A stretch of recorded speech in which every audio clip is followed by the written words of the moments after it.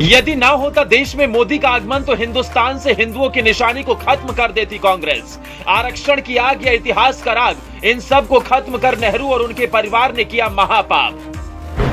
पिता पुत्री ने हिंदुओं से छीन लिए उनके अधिकार, पहले इतिहास फिर सम्मान, और साजिश के तहत कानून बनाकर बांट दिया हिंदुस्तान।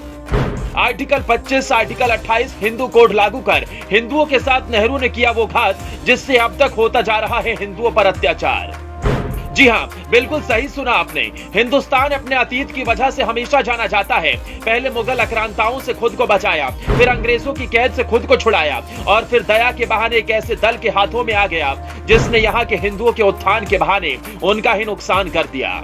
अब आप सोचेंगे कि आखिर हम किस आधार पर ये कह रहे हैं, तो आज सबूतों के साथ आपको एक पार्टी की उस घिनौनी साजिश का खुलासा करेंगे जिससे देश के हिंदू बर्बादी की कगार पर आ खड़े हुए। जिस पार्टी ने सबसे ज्यादा हिंदुओं के साथ शोषण किया, और आज अगर वो सत्ता में होते तो न जाने हिंदुस्तान में हिंदुओं के साथ क्या अन्याय हुआ होता। अब पहेलियां ना बुझाते हुए आपको एक एक सच बताते हैं जिससे आप जान जाएंगे कि आपके साथ भलाई का दिखावा कर कितने धोखे हुए, हिंदुओं को कितना कमजोर किया गया।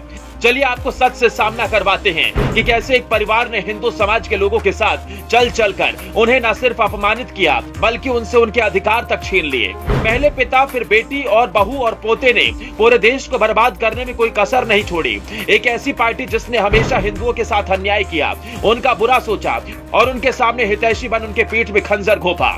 हम बात कर रहे हैं देश की पहली और सबसे पुरानी पार्टी कांग्रेस की, जो कभी हिंदुओं की ना हो सकी, जिसने हिंदुस्तान को अपने हिसाब से चलाया। शुरुआत करते हैं 1995 से, जब पहली बार एक हिंदू विरोधी कानून लाया गया।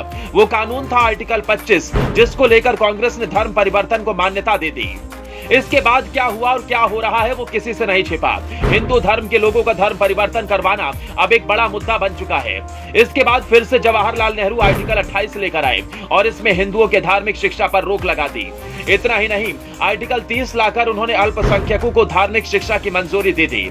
इसके बाद 1951 नेहरू HRCE एक्ट लेकर आए, जिसके तहत भारत के कई बड़े मंदिरों पर कब्जा कर लिया। इतना ही नहीं, अन्य धर्मों पर यह कानून प्रभावी नहीं था। फिर कांग्रेस ने आरक्षण लाकर हिंदुओं को बांट दिया और हिंदू धर्म के लोग इससे सबसे अधिक प्रभावित हुए। इसकी आग अभी तक हिंदुस्तान में लगी हुई है। पिता ने जो किया सो किया। अब बारी थी बेटी की। जब भारत में इंदिरा गांधी की सरकार बनी तो उन्होंने सबसे पहले इमरजेंसी के दौरान संविधान में सेकुलर शब्द को जबरदस्ती घुसाया, जिससे हिंदुस्तान कभी हिंदू देश नहीं कहलाया, जबकि यहाँ हिंदुओं की संख्या सबसे अधिक थी।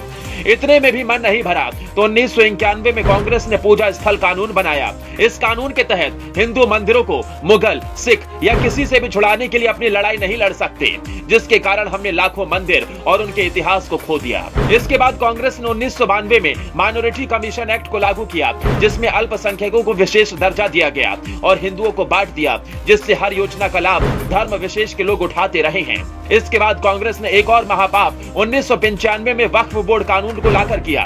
इसके तहत वक्फ बोर्ड को असीमित शक्तियां मिली, जिसकी वजह से आज अगर वक्फ बोर्ड किसी भी संपत्ति पर दावा कर दे तो कोर्ट भी कुछ नहीं कर पाएगा। यानी वक्फ बोर्ड को शक्तिशाली बना दिया। इसके बाद 2004 में कांग्रेस ने राम सेतु एफिडेविट बनाकर भगवान श्री राम के अस्तित्व को ही मिटा दिया और उन्हें काल्पनिक बताया। फिर 2009 में हिंदुओं को आतंकवादी घोषित कर दिया। मतलब साफ है कि यदि अभी तक कांग्रेस सत्ता में रहती और मोदी सरकार उसे नाव खाड़ फेंकते तो देश से हिंदुओं का अस्तित्व जरूर खत्म हो गया होता। आज भी कांग्रेस के किए गए पापों की सजा हिंदू भुगत रहे हैं। ब्यूरो रिपोर्ट, अपना इंडिया।